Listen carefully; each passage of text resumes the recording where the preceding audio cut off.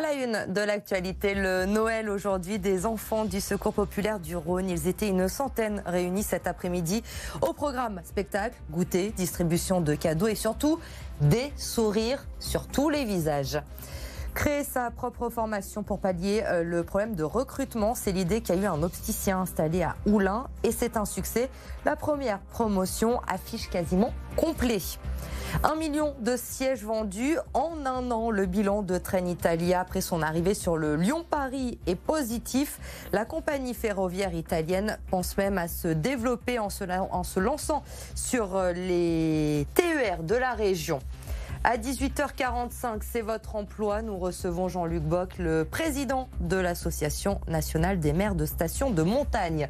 Et puis la météo, un nouveau réveil dans la grisaille demain avant l'arrivée d'une perturbation dans l'après-midi et donc le retour de la pluie dans le Rhône.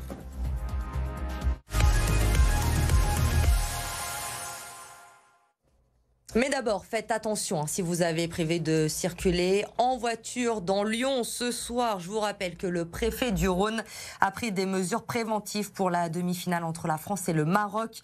La circulation est coupée à partir de 20h sur le secteur de la place Bellecour, le quartier de la Guillotière, mais aussi sur les quais du Rhône et de la Saône. Il est également interdit de consommer en réunion de l'alcool sur la voie publique. La vente d'alcool à emporter, la détention et l'usage de feux d'artifice, fusées et pétards sont également interdit et ce jusqu'à ce soir minuit.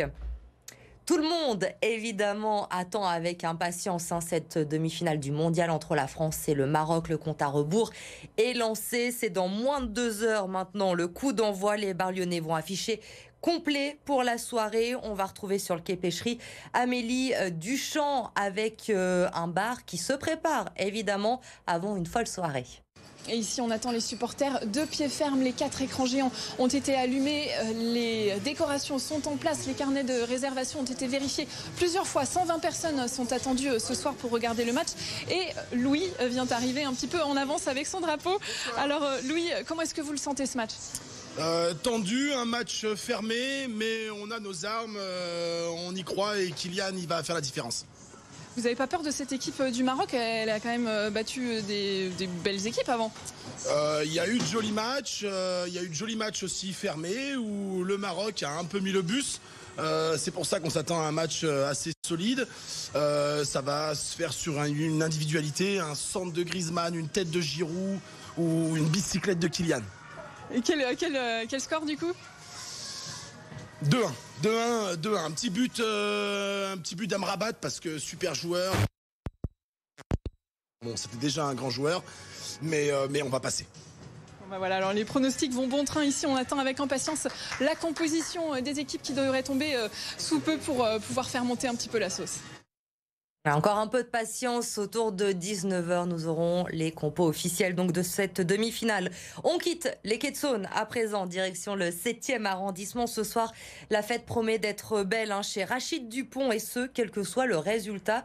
Car dans cet établissement, ce sont les deux cultures qui s'entremêlent. Lucine Olorgue. Supporter la France ou le Maroc ? La question est impossible à trancher pour Othman. Comme l'a dit Jamel Debbouze, c'est comme si mon père jouait contre ma mère. Donc c'est très compliqué. Pour ce franco-marocain, difficile de faire un choix entre ces deux cultures. J'ai aucune préférence, les deux pays je les aime de tout mon cœur et j'aurais aimé qu'ils se retrouvent en finale plutôt qu'en demi-finale. J'ai jamais privilégié une culture par rapport à l'autre. Typiquement, je fêtais Noël et Ramadan, Ashura, enfin toutes les fêtes des deux pays. Pour moi, les deux cultures sont très importantes pour moi. Son ami Louis est français, mais il a grandi au Maroc. Il a quand même réussi à se décider. Je vais être un peu plus pour la France, mais si le Maroc devait gagner, je serais très heureux pour le Maroc et je serais le premier à être dans les rues pour la finale, à crier Dima Mahrib et les encourager. Ici, Maroc et France sont aussi mêlés dans l'assiette. Les deux amis ont fondé ensemble Rachid Dupont, un service de vente à emporter de couscous avec une touche française. Alors quand vient le temps des pronostics, Othman se plaît à rêver d'un résultat impossible. J'aimerais bien que la France et le Maroc se mettent d'accord pour refaire le 1 partout du match amical de mon adolescence. Comme ça, personne n'est fâché, tout le monde est content. J'espère que la France gagnera, donc je pense un 2-1 pour la France. Mais ça va être très très serré. Ce soir, c'est Othman qui a été désigné pour assurer le service. Il aura tout de même un œil sur le match pendant que son associé encourage les Bleus dans un bar. À 10 jours du réveillon, le Père Noël a pris un peu d'avance cette année à Lyon. Cet après-midi, une centaine de petits Lyonnais a pu se plonger dans la magie de Noël grâce au Secours populaire du Rhône. Victoria Solano. Spectacle de magie, atelier maquillage, goûter et évidemment distribution de cadeaux. Ça faisait 2 ans que les enfants du Secours populaire n'avaient pas pu bénéficier de cette opération à cause de la crise sanitaire. J'ai assisté à des moments d'échange, de partage entre des enfants qui n'ont pas toujours la chance d'avoir des cadeaux pour Noël. Amir nous disait qu'il était ravi d'avoir reçu un très gros livre. Alors ce mercredi, au théâtre Lulu, dans le 7e arrondissement de Lyon, les enfants en ont pris plein les yeux. Écoutez. Déjà, j'aime trop les mangas et parce que ma mère est la guerrière, j'aime bien lire des fois. Des fois, nous, on n'a pas vraiment de cadeaux. On a... d'habitude, j'ai pas vraiment des livres. J'ai d'autres cadeaux, mais j'ai pas vraiment des livres et ça me fait plaisir d'avoir des livres. Et là, j'aime bien. Celui-là, il a l'air un peu grand. J'aime bien recevoir des cadeaux parce que tous les Noëls. J'ai des livres chez moi, mais j'en ai pas des comme ça. J'aime bien en avoir de nouveaux. Vous l'avez entendu, la joie de ces enfants du Secours populaire qui ont déballé tous ensemble leurs cadeaux. Il y aura d'autres opérations comme celle-ci du Secours populaire avant Noël, distribution de jouets neufs ou encore de colis alimentaires pour les familles. Quand les candidats se font rares, il faut aller tout simplement les chercher. C'est ce que s'est dit un opticien d'Oulin qui n'arrive pas à recruter. Il a donc créé sa propre formation financée par Pôle emploi. Pauline Tugent. Maxime Balouza est opticien. Il gère 3 boutiques dans la région lyonnaise et depuis 2 ans, il n'arrive plus à recruter. Il ne reçoit aucun CV. Alors il a trouvé la solution, créer lui-même une formation de 3 mois à quelques mètres de sa boutique. Peu de gens savent qu'on peut travailler dans un magasin d'optique sans avoir un BTS. Et plutôt que de les former sur le tas, on n'a jamais le temps finalement de les former comme il faut. Autant faire une bonne formation avec des vrais cours d'optique, des vrais cours de vente pour qu'ils soient efficaces en magasin. La formule séduit. Avec 10 élèves, la première session a quasiment fait le plein. Il faut faire attention à ce que nos lunettes n'appuient pas au niveau temporal.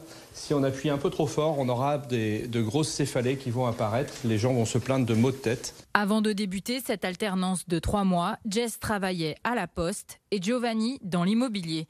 Diplômée en vente, Charlotte a voulu se spécialiser. Je trouvais que c'était intéressant de se spécialiser dans l'optique, puisque c'est un métier qui va durer et on aura toujours besoin d'un opticien. Ça m'a permis de découvrir un nouveau métier que je trouve vraiment très enrichissant parce que j'ai toujours adoré le relationnel client. Oui, c'est accessible à tout le monde, franchement.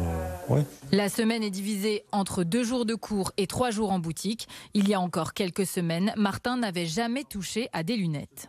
Là, je mets la vis dans la face pour que la monture tienne et que le verre se décroche pas. Au début, c'était un petit peu difficile, mais avec le temps, on s'y fait. Et maintenant, je suis assez à l'aise. Ces 10 élèves seront bientôt conseillers en optique et pourront travailler dans n'importe quelle enseigne. Financée par Pôle emploi, la prochaine formation de 3 mois débutera en janvier. Elle est accessible à tous les demandeurs d'emploi. 1 an après son lancement, le bilan de Trenitalia est plutôt positif avec son arrivée sur le réseau ferroviaire français.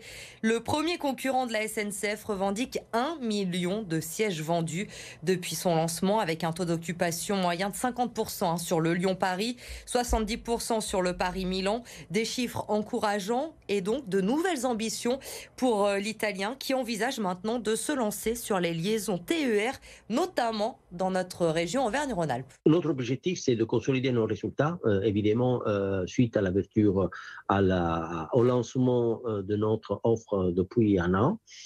Et en parallèle aussi d'étudier de nouvelles lignes sur lesquelles on peut évaluer l'opportunité de lancer d'autres produits. Nous sommes tout à fait intéressés à participer aux appels d'offres régionaux. Pas partout, pas dans toutes les régions, mais nous sommes intéressés surtout sur les régions qui nous permettent de faire des synergies avec le réseau grande vitesse que nous avons mis en place. Donc, de ce point-là, c'est un objectif de mi-long terme, mais c'est un objectif important aussi pour nous.